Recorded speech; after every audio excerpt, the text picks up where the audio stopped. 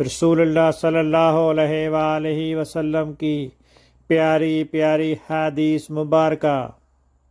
Please like and subscribe for more hadiths.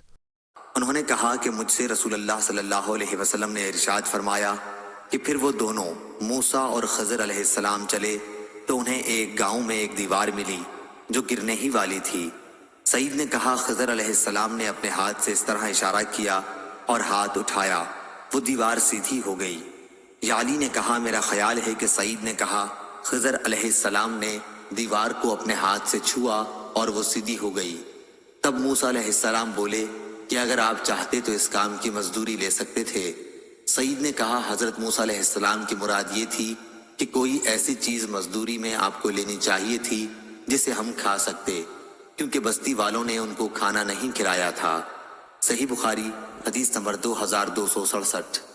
اللہ تعالیٰ اس کے چہرے کو روشن کرے جو حدیث مبارکہ سن کر آگے پہنچائے۔